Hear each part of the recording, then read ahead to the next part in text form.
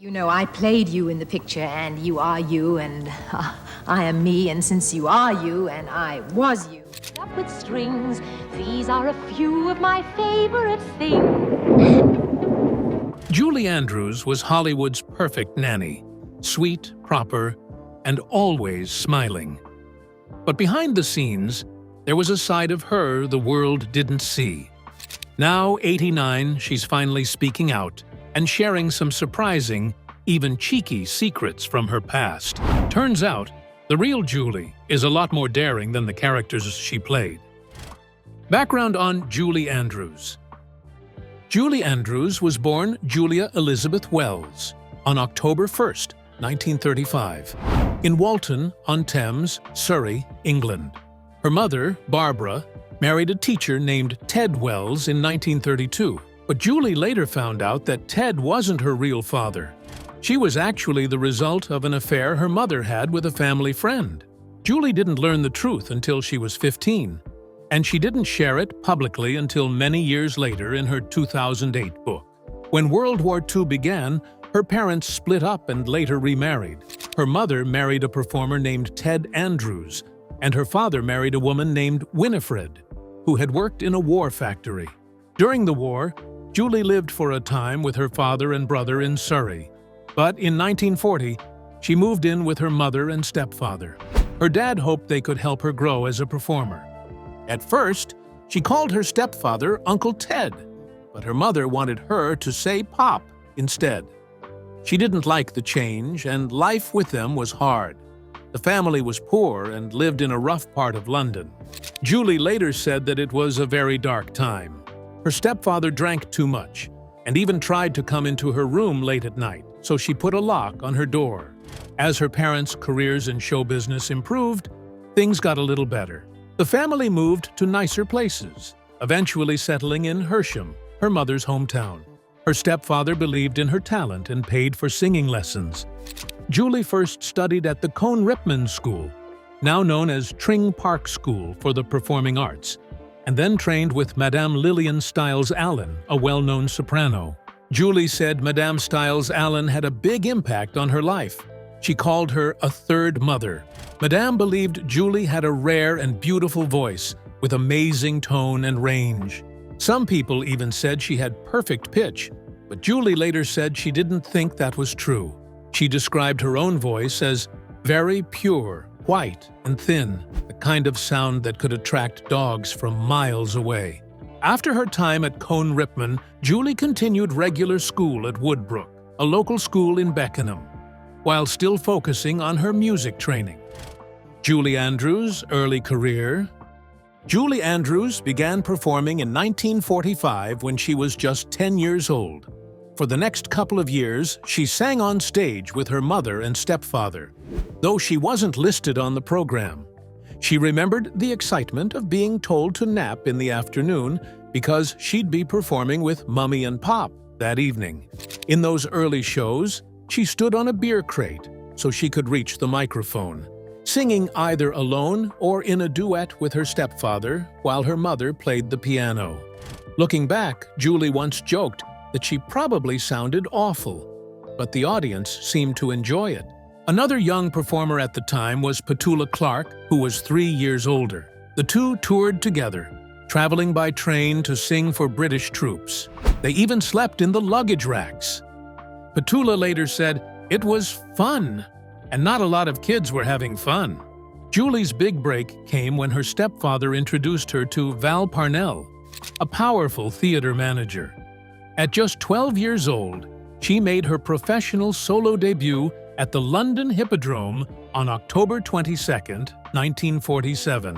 She sang a difficult opera piece called Je suis Titania in a show called Starlight Roof and performed there for a full year. One of the other performers was an American comedian named Wally Boag. He made balloon animals on stage, and Julie would pretend to be a child from the audience asking for one. Then she'd tell him she could sing, and when she did, the crowd went wild. Julie later said she stopped the show cold because people were so amazed. Just 1 year later, on November 1st, 1948, She became the youngest solo singer ever to perform in the Royal Variety Show at only 13 years old. She sang in front of King George VI and Queen Elizabeth at the London Palladium, sharing the stage with stars like Danny Kaye and the Nicholas brothers. From there, she followed her parents into radio and TV. She sang on a BBC comedy show called Up the Pole and acted in Educating Archie from 1950 to 1952. She likely made her TV debut in 1949 on a BBC program called Radio Olympia Showtime. In theatre, Julie performed in several classic British pantomimes. She played roles like Princess Badroulbadour in Aladdin, the Egg in Humpty Dumpty, and even starred as Cinderella. She also toured around the country in plays like Jack and the Beanstalk and Little Red Riding Hood. In 1952, Julie did something completely new. She lent her voice to a character in a movie. She played Princess Zaila in the English version of the Italian animated film La Rosa di Baghdad, renamed The Singing Princess. It was her first film role and her first time doing voiceover work. Mary Poppins and film stardom. In 1963, Julie Andrews began work on what would become her most iconic role, Mary Poppins. Walt Disney had seen her on stage in Camelot and knew right away she was perfect for the part. At first, Julie turned it down because she was pregnant and returning to London to have her baby, but Disney wouldn't take no for an answer. "We'll wait for you," he said.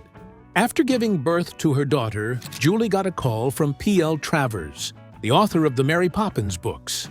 "Well, you're much too pretty, of course," Travers said, "but you've got the nose for it." Disney even rented a house in Toluca Lake, Los Angeles, so Julie and her family could settle in during filming. Julie relied on instinct to shape her performance. She imagined a whole backstory for Mary, created a ladylike walk, and added subtle gestures that helped bring the character to life. The production was physically demanding and technically complex, but Julie later said she couldn't have asked for a better introduction to film. Mary Poppins became the most successful Disney film to date. Variety called Julie's performance a signal triumph and praised her fresh, natural presence. The movie was nominated for 13 Academy Awards and won 5, including Best Actress for Julie. She also won a Golden Globe and a Grammy with her co-stars for Best Album for Children. In a clever moment of humor, Julie ended her Golden Globe acceptance speech by thanking a man who made a wonderful movie and made all this possible, Mr. Jack Warner, the studio head who had passed her over for the My Fair Lady film.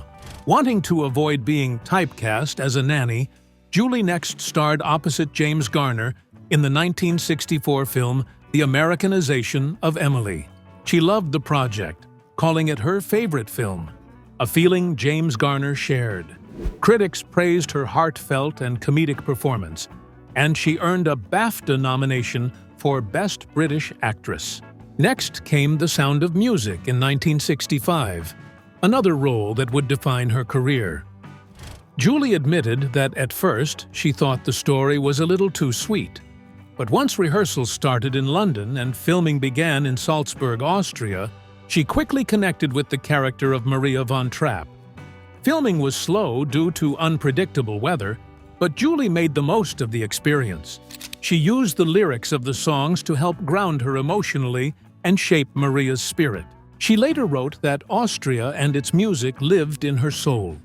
The film got mixed reviews, but critics singled out Julie for her energetic and heartfelt performance. For playing Maria, she won her second Golden Globe and earned another Oscar and BAFTA nomination. She later reflected that the chance to play her first 3 film roles, Mary, Emily, and Maria, was a gift and a privilege that could have satisfied her career on its own. After The Sound of Music, Julie made a guest appearance on The Andy Williams Show, followed by her own Emmy-winning NBC special, The Julie Andrews Show, where she performed alongside Gene Kelly and the New Christie Minstrels. In 1966, Julie took on a dramatic role in Hawaii, the top-grossing film that year. She also starred opposite Paul Newman in Alfred Hitchcock's Torn Curtain. Hitchcock gave both actors room to explore their scenes, and Julie learned a great deal about filmmaking from him, especially about camera lenses and technique. Still, after expressing disappointment in her own performance during an interview, she received a stern letter from Hitchcock, something she considered an important lesson in professionalism. The following year, she brightened the screen again as the lead in Thoroughly Modern Millie. The film, with its light-hearted tone, was a welcome escape for Julie, whose stepfather had passed away just before filming. She called it a pleasant distraction that let her be playful and silly. Audiences loved it, and critics praised her for being both spirited and charming. The movie was a major box office hit and earned her another Golden Globe nomination. At the time, Thoroughly Modern Millie and Torn Curtain were the two biggest hits in Universal Pictures history. How did Julie Andrews lose her voice? In 1997, the world lost one of its most beloved voices, not to time, but to a tragic twist of fate. Julie Andrews, whose soaring four-octave range had dazzled audiences in Mary Poppins, The Sound of Music, underwent what was supposed to be a routine surgery on her vocal cords. She had been struggling with vocal issues during the demanding Broadway run of Victor Victoria and was diagnosed with a lesion on her vocal cords. Some called it a benign polyp or nodule, but Andrews later clarified it was more like a cyst. The timing seemed right. The show was wrapping up, her schedule was about to open, and the touring production, led by her husband, Blake Edwards, was on the horizon. The plan was simple: remove the lesion, rest, and return to singing in a matter of weeks. What followed, however, was devastating. The operation, performed at New York's Mount Sinai Hospital in June 1997, left her vocal cords permanently scarred. A singer's voice depends on the delicate, flexible vibration of the vocal cords, and scarring renders those cords stiff and unresponsive. Her crystal-clear voice, once a marvel of pitch and purity, was reduced to a raspy whisper. Her speaking voice changed dramatically, and her ability to sing vanished almost overnight. "I don't think she'll sing again," Edwards said in a 1998 interview. "It's an absolute tragedy." Julie filed a lawsuit in December 1999, claiming she had not been adequately warned of the risks and that the surgery had ruined her ability to sing and precluded her from practicing her profession as a musical performer. The case was eventually settled confidentially. Her public statement at the time was painfully honest. "Singing has been a cherished gift, and my inability to sing has been a devastating blow." She tried everything to recover her voice. With the help of renowned surgeon Dr. Steven Zeitels, some scar tissue was removed, and a portion of her speaking voice returned. But the damage was too severe. As Dr. Zeitels later explained, too much of her vocal tissue was gone. Nothing could fully restore it. Her singing range was reduced to a single octave. She could still reach the low notes, but the sweet spot in the middle was gone, and the high notes, once her trademark, were lost. Still, Andrews did not surrender. She became deeply involved in vocal health advocacy, lending her name and support to the Voice Health Institute and funding research into cutting-edge treatments.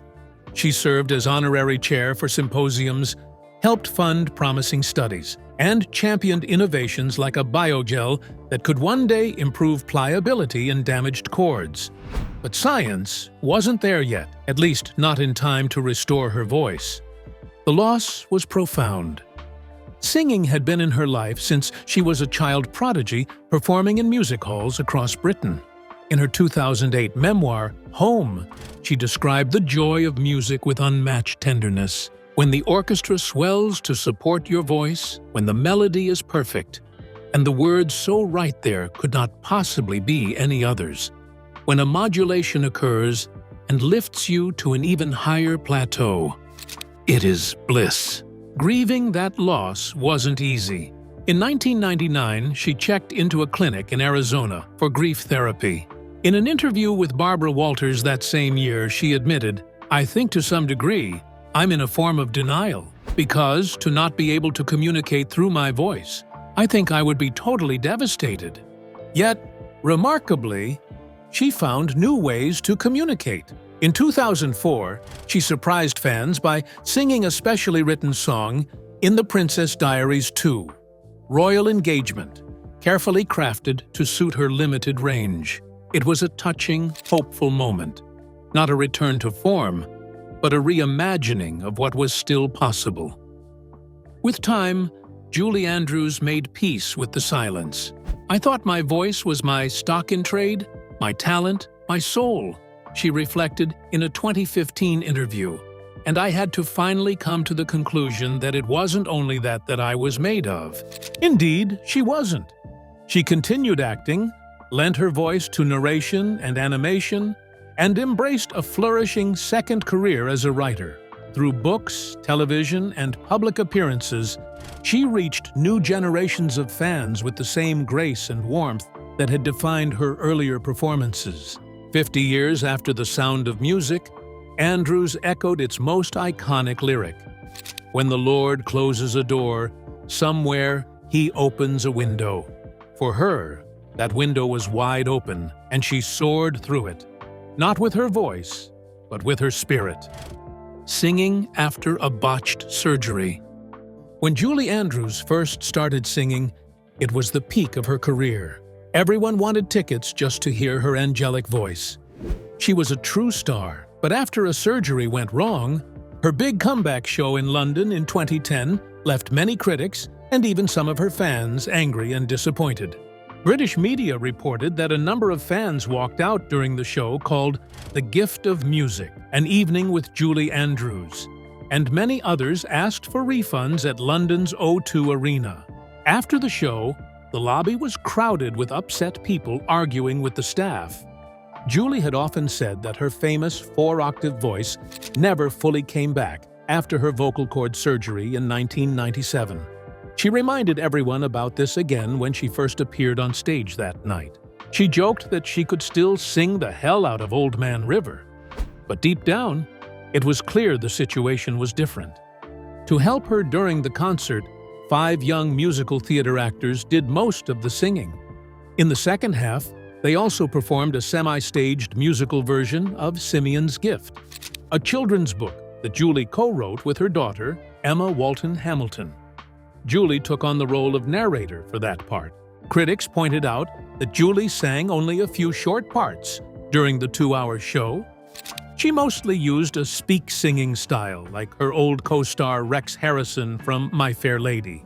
Many said it was hard not to feel sad about how much her voice had changed. Even though she gave a nice version of My Funny Valentine, most of the time she sang only small phrases, speaking more than singing. Still, some of her old magic was there. Her perfect way of speaking and her warmth created a closeness with the audience that the younger singers couldn't match. AEG, the show's promoter, had called it a major comeback. It was Julie's first concert in London in 30 years, and her first real singing performance since the surgery. About 14,000 tickets were sold, with some seats costing up to £140, around $206 Canadian. But some critics were very harsh. One writer from the Daily Mail said it was clear that even though Julie knew the songs, she simply couldn't sing them properly anymore. As the night went on, it became harder for the audience to ignore this. Some good moments still came at the end of the show. Julie's performance of Cockeyed Optimist from South Pacific and the group's version of Edelweiss touched many hearts. Some critics wished the whole concert had been like those songs reimagined to fit her new voice, instead of trying to recreate the past. They said the show felt old-fashioned and stiff, and that maybe a few spoonfuls of sugar would have made the night feel a bit sweeter. Even with all the criticism, Julie still got several standing ovations. The love for her was clear. The audience was full of people of all ages, from little kids to seniors, and even stars like Elizabeth Taylor and Connie Fisher were there. Connie had won a BBC competition in 2006 to play Maria in The Sound of Music, the role that Julie had made famous years ago. Despite the struggles with her voice and the mixed reactions from critics, it was clear that Julie's connection with the audience remained strong. Her presence alone seemed to stir emotions that no review could take away. But a different kind of storm was brewing in Julie's life. Around the same time, she found herself fighting off ugly rumors that questioned her personal struggles. Addiction rumors. An American tabloid magazine had published a damaging story, claiming that Julie Andrews was battling drug addiction and had checked into a rehab clinic for treatment. The news shocked fans around the world. After all, Julie had always been seen as the picture of grace and control. The truth, however, was very different. Julie, then 63, admitted that she had indeed sought help at the Sierra Tucson Clinic in Arizona. But it wasn't for drug addiction, it was for emotional healing. She had been struggling with grief after the death of a beloved aunt, someone who had played an important role in her childhood and career. Combined with the heartbreak over her damaged singing voice after a 1997 throat surgery, the loss had become too much to bear alone. Through her lawyers, Julie made it clear she had never suffered from, nor received treatment for, any drug or alcohol dependency. She was hurt by the false rumors and was even considering suing the magazine for defamation. Her publicist, Jean Swarm, also spoke up, saying that the story was blatantly false. Julie's visit to the clinic had been about finding guidance and emotional support during a very painful chapter in her life, not about addiction. Back in 1997, Julie had been forced to leave the Broadway show Victor/Victoria after surgery to remove non-cancerous nodules on her vocal cords. The operation had devastating effects on her voice, which many feared was permanently ruined. Losing the thing that had once been her greatest gift had been a heavy blow. Combined with the death of her aunt, it made sense that she would need time and help to heal. Even while battling personal pain and public scrutiny, Julie remained the strong, dignified woman that fans had always admired.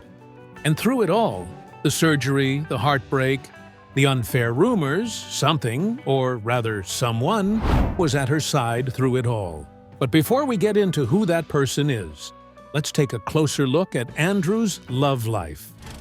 Julie Andrews' relationship timeline before finding the one.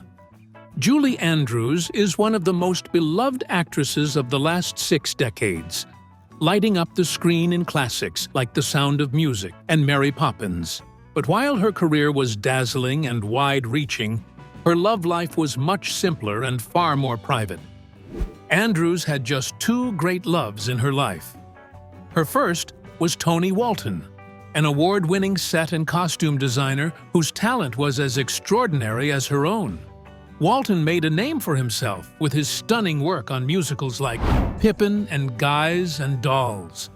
He later won major awards across every field: a Tony for The House of Blue Leaves, an Oscar for All That Jazz in 1979, and an Emmy for Death of a Salesman. Their story began when they were just teenagers, both passionate about the world of theater. According to Andrews' memoir Home, their first meeting was almost like something out of a movie. Walton first saw her perform in Humpty Dumpty at the George Hotel in Luton in 1948. She was just 11, he was 12. Struck by her talent, he reached out afterward, and the two quickly became pen pals, a sweet and steady friendship that would later blossom into something deeper. 11 years later, over a quiet dinner at Walton's family home, they got engaged, almost without realizing it. We looked at each other and smiled. Andrews recalled, and I honestly don't know how it came about, but one of us whispered, "We should get married soon." On May 10, 1959, Julie Andrews and Tony Walton tied the knot. Not long after, Disney came calling, offering Andrews the role of a lifetime in Mary Poppins. And when she stepped onto that magical set, Walton wasn't far behind. He designed the costumes for the now iconic film. In 1962, the couple welcomed their daughter, Emma Walton Hamilton, and for a time it seemed they had it all: love, success, and family. But behind the scenes, life was becoming more complicated. That period was a struggle, Andrews admitted in an interview with Vanity Fair. Balancing a soaring career, motherhood, and marriage was no easy task. You love your husband and you understand where he's coming from, but you have such a strong bond with your kids. It pulls you apart in many, many ways. The pressure eventually took its toll. In 1969, after a decade together, Andrews and Walton divorced. "Sadly, I separated from my lovely first husband," she shared during an appearance on The Late Show with Stephen Colbert. "The marriage was over, and my head was so full of clutter and garbage. The breakup weighed heavily on her." Speaking to Now to Love. Years later, on it, Andrews reflected, "You feel like such a failure because it's certainly nothing you anticipate when you marry. I blamed myself for a great deal, although it was probably a little bit of both of us." Despite their split, Andrews and Walton stayed remarkably close, as friends and often as collaborators. Walton later remarried Jen Leroy Walton in 1991, but his bond with Andrews never truly faded. When Toni Walton passed away on March 2, 2022, Andrews paid a heartfelt tribute to the man who had been by her side from the very start. "Toni was my dearest and oldest friend," she told People. "He taught me to see the world with fresh eyes, and his talent was simply monumental. I will miss him more than I can say." She added, "He was a titan of the arts, a doting father and husband, and beloved beyond measure." Meanwhile, Andrews' relationship to her second husband endured decades. The truth about her marriage to Blake Edwards. Though Julie Andrews may have lost her singing voice, she never lost the love that carried her through. Before the accolades and the tragedies, there was Blake Edwards, the director behind Breakfast at Tiffany's and the Pink Panther films, and a quiet, almost cinematic meeting that would lead to one of Hollywood's most enduring love stories. The two first crossed paths outside a therapist's office in the late 1950s. In a 2015 interview with Good Morning Britain, Andrews smiled as she looked back on that first encounter. She said she had been driving one way and Edwards the other. After exchanging a few smiles, he rolled down his window and asked her if she was heading to the place he had just left. Andrews admitted the exchange sounded corny, but Edwards saw their early meetings, casual hellos, and fleeting glances in the middle lane on Sunset Boulevard as something wonderfully Hollywood. By 1967, both were newly divorced. Edwards, 13 years older and raised in Oklahoma, may have seemed an unlikely match for the British star, but 2 years later, they were married. A blended family soon followed, with Julie's daughter Emma, Edwards' children Jennifer and Jeffrey, and later two daughters adopted from Vietnam, Amy and Joanna, in 1974 and 1975. They were partners not only in life, but in art. Over the years, they collaborated on 7 films, including 10 S.O.B. and the Oscar-nominated Victor/Victoria. Even their flops, like the critically panned Darling Lily, didn't seem to rattle their relationship. Andrews later reflected that they had grown so close that the outcome of the film simply didn't matter anymore. They had each other, and that was enough. In the late 1970s, the Edwards family took a step back from Hollywood and moved to Switzerland, a retreat that Edwards later said had saved their souls. During that time, he poured himself into writing, a process that, according to Andrews, helped him face his inner demons. He also used that creative space to shape some of Andrews' most daring roles, having long worried that she had been typecast by the endlessly cheerful personas of Maria von Trapp and Mary Poppins. He wanted the world to see that she was much more than sugar and song. And he was right. Even after Andrews' voice was taken from her by a botched vocal surgery in 1997, an event that might have ended another performer's career, she found new ways to express herself and reinvent her artistry. And through it all, Blake remained by her side. When Edwards passed away in 2010 following a battle with pneumonia, Andrews lost not only her husband of 41 years, but also her most steadfast supporter. Speaking in 2015, during The Sound of Music's 50th anniversary, Andrews described their marriage as a true love story. She said their success had come from taking it one day at a time and that somehow 41 years had gone by just like that. Even 5 years after his passing, Andrews admitted the grief still lingered. She said there were days when everything felt normal, when she could be herself, and then, out of nowhere, the sorrow would hit her like a punch in the gut, and she'd find herself wishing he were still there. But, she added, in some ways, he still was. That kind of love, she said, never really leaves you. What do you think? Would Julie Andrews still be performing today if her voice hadn't been altered? Let us know in the comments. And don't forget to like, share, and subscribe for more stories like this one. Tap the next video on your screen. You'll love what we've got in store.